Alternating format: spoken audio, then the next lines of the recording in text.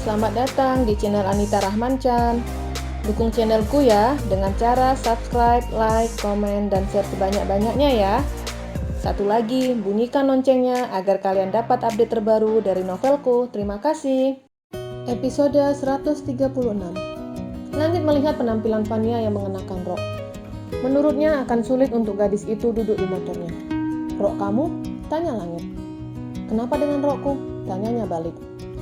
"Maksudku ini motor gede, bagaimana duduknya?" tanya Langit. Vania belum pernah naik motor, tapi dia melihat sebuah ojek yang membonceng penumpangnya. Seperti itu. Vania menunjuk ke arah motor yang lewat di depan mereka. "Maksud kamu duduk miring?" tanya Langit balik. "Iya, bisa ya?" rayu Vania yang resah karena waktu jam kerja sebentar lagi. Langit menganggukkan kepalanya dan memberikan helm yang ada di dalam jok motornya.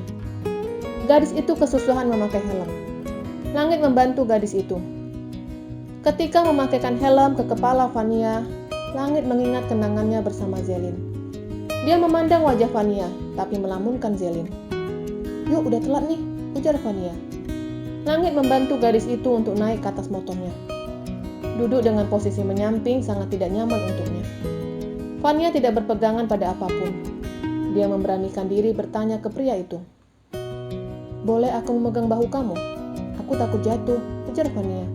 "Boleh," sahut Langit singkat, yang mengingat momen kebersamaannya dengan Zelin. Keduanya hanya diam. Langit fokus mengendarai motornya, dan Vania fokus merapikan roknya yang terlalu naik, sehingga pahanya yang putih mulus terlihat. Akhirnya mereka sampai. Langit memarkirkan motornya bersama dengan Vania. Karyawati yang menaruh hati ke Langit kecewa. Tidak ada harapan lagi untuk mereka mendekati Langit. Vania merapikan rambutnya seraya menyerahkan helm kepada pemiliknya. Keduanya berjalan menuju lift. "Makasih atas tumpangannya," ujar Vania seraya berjalan beriringan. "Sama-sama," sahut Langit dan tetap berjalan dengan gagahnya. Tatapan para staf yang berjenis kelamin wanita tak henti-hentinya mengagumi kegagahan Langit. Tapi ketika melihat Vania, mereka langsung cemberut. Seperti biasa, Kevin memenuhi keinginan istrinya untuk ngidam selanjutnya. Makan nasi goreng tapi tidak digoreng. "Sebelum aku berangkat kerja, silahkan makan nasi ini." Kevin meletakkan piring yang di atasnya ada nasi putih dan gorengan. "Apa ini?" tanya Menik. "Menurut daftar yang tertulis, kamu pagi ini makan nasi goreng tanpa digoreng nasinya. Jadi, aku telah memecahkan misteri ini. Nasi dan gorengan itu jawabannya," jelas Kevin. "Salah sayang." Menik membawa nasi putih itu ke dapur dan meletakkan di atas penggorengan yang bersih. "Maksudku itu seperti ini," ujar Menik yang makan menggunakan penggorengan. "Aku pergi," sahut Kevin menyerah dengan semua teka-teki istrinya. Di rumah bosnya, Kevin mengadu ke Zira dan Kevin tentang arti mandi kembang dan makan nasi goreng tanpa digoreng nasinya. Mendengar penjelasan Kevin, keduanya tertawa. Vin, sungguh merana nasibmu," ejek Ziko. "Entah apa lagi daftar menu yang harus saya penuhi. Saya menyerah," rengek Kevin. "Apalagi keinginan Menik?" tanya Zira. Kevin menyerahkan daftar yang selalu dibawanya. Zira membaca daftar menu keinginan Menik. "Jika anakku perempuan, aku akan memakai pakaian berwarna pink sampai mau melahirkan. Jika anakku laki-laki, aku akan memakai pakaian berwarna biru." Zira membaca isi daftar itu. Kedua pria itu langsung mendekat dan ikut membaca. "Kenapa saya tidak lihat ini?" ujar Kevin. "Ini di urutan terakhir. Kalau ini sih wajar." Menik ingin menunjukkan pada semua orang jenis kelamin anaknya dari cara berpakaiannya. Dan itu harus diapresiasi, jelas Zira. "Pokoknya Vin, beli satu toko untuk baju berwarna pink dan biru.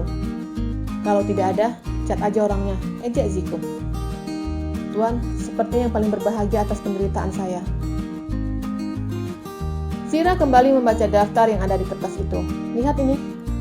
Aku ingin menjumpai Mama Paula dan meminta maaf sebelum lahiran," baca Zira.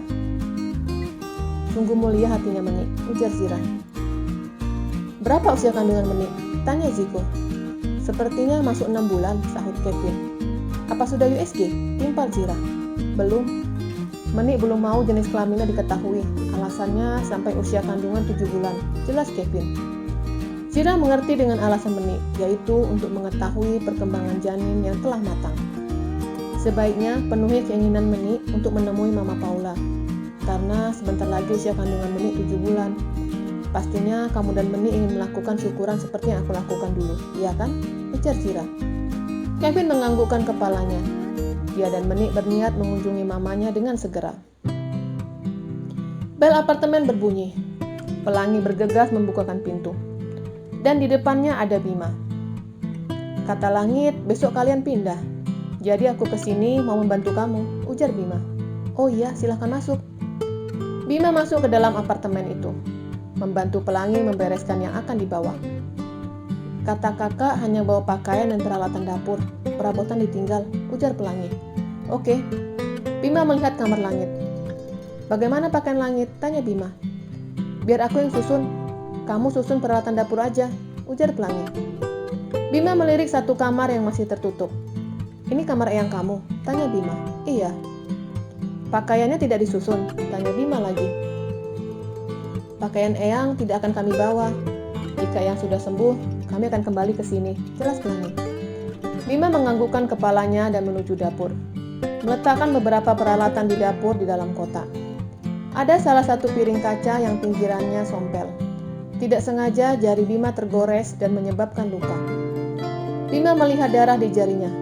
Kenapa Bim? Tanya Pelangi. Tanganku kena piring yang sompel, sahut Bima. Pelangi mencari sesuatu yang bisa menutupi luka di jari Bima. Tapi di dalam rumah itu tidak terdapat kotak obat. Yang ada hanya obat-obatan eyangnya. Tidak ada plester, ujar Pelangi yang khawatir dengan luka di jari Bima.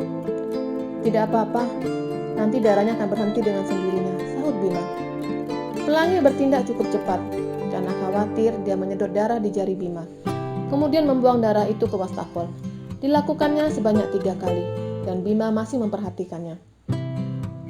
Pelangi tersadar ketika manik mata keduanya bersih tatap. Maaf, aku lupa. Pasti kamu jijik. Pelangi mengambil air es yang ada di kulkas. Sini, aku siram dengan air es, ujar Pelangi agar Bima mendekat ke wastafel. Pria itu mendekat ke Pelangi. Gadis itu memegang tangan Bima dan menuangkan air es perlahan-lahan ke luka yang ada di jari Bima. Bima terus memperhatikan sikap Pelangi yang perhatian. Sepertinya sudah berhenti. Biar aku yang menyusun semua peralatan di dapur. Kamu bantu tutup koperku ya, ujar Pelangi.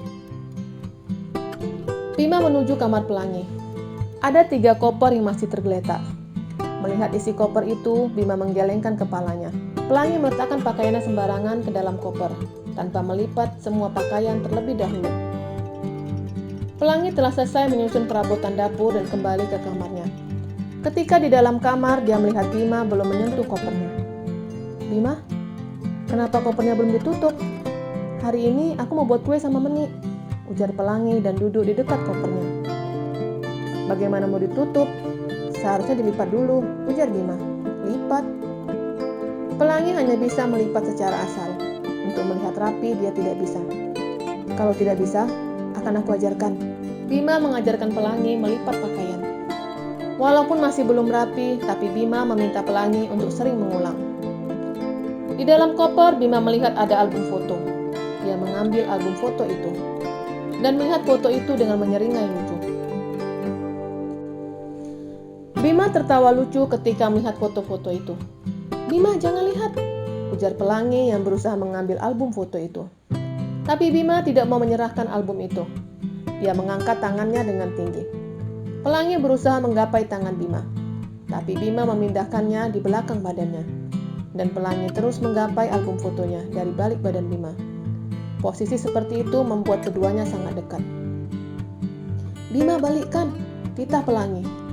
Tapi Bima terus saja mengoper album foto itu dari tangan satu ke tangan yang lainnya. Karena kesal, Pelangi mendorong tubuh Bima sehingga Bima jatuh ke kasur. Tapi tangannya menarik tangan Pelangi. Keduanya terdiam sesaat dan saling memandang. Pelangi ada di atas badan Bima. Kamu makan apa? Badan kamu berat, ejek Bima.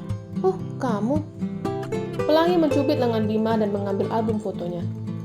Gigi kamu yang dulu mana? Tanya Bima sekaligus mengejek. Ah Bima, rengek Pelangi. Enggak, yuk cepat.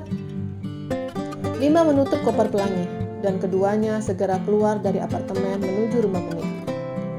Selama perjalanan, Pelangi melamun kejadian tadi, apalagi ketika keduanya jatuh ke atas tempat tidur. Hal itu membuat Pelangi menepis pikirannya. Jangan, nggak boleh. Aku sudah berjanji sama Menik, gumam Pelangi. Kamu janji apa sama kakakku? Tanya Bima seraya mengendarai motornya. Nggak ada, sahut Pelangi bohong. Tidak berapa lama keduanya sampai di rumah Menik. Kakak, kami datang, ujar Bima. Menik masih bersikap dingin. Menurutnya, Pelangi masih dikatakan musuh. Ayo kita mulai, ajak Menik. Menik dan Pelangi mulai mengeksekusi bahan yang dibawa gadis itu. Membuat kek coklat yang lezat dengan bentuk semenarik mungkin. Di ruang tamu, Bima memainkan ponselnya. Tapi tiba-tiba di dalam benaknya terlintas ketika dia mengerjai Pelangi. Terutama ketika tidak sengaja dia menarik tangan Pelangi. Beberapa detik tubuh Pelangi ada di depannya. Apa yang aku pikirkan? Bima menggelengkan kepalanya.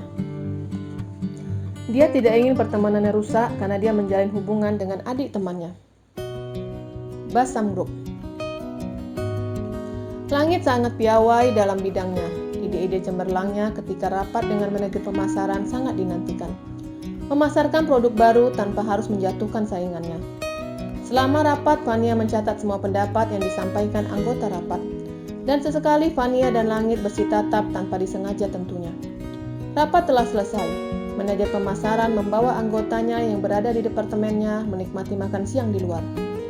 Semua karyawan di departemen pemasaran berada di dalam satu bus. Fania diajak Zidan satu mobil, tapi wanita itu menolak. Dia tidak ingin terjalin hubungan seperti yang dulu.